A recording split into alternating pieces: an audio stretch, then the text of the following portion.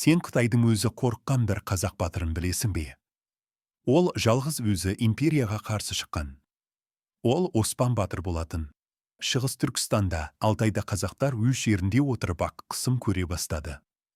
Қытай билігі мен жергілікті ұйғырлардан құралған жасақтар елдің малын тартып, еркіндігін шектей бастайды. Бірақ ол кезде бір ғана адам батыл түрде жоқ деп айтуға шешім қабылдады. Ол Оспан Исламұлы еді. Оспан батырдың партизандық әдіспен жүргізген күресі нағыз соғыс стратегиясына айналды. Ол үнемі орын ауыстырып, таулар мен шатқалдарды пайдаланып, жауға шабуылдап отырды.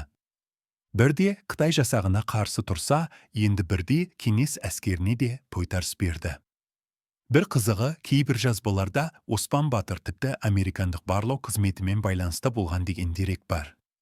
Шындық па, жоқ па, ол белгісіз. Бірақ бір нәрсе анық, Оспан батырдың күресі еркіндік үшін күрес еді. Ақыры 1951 жылы Қытай әскері оны тұтқындап, Үрімжіде атып тастайды. Бірақ қазақтың рухын өлтіре алмады.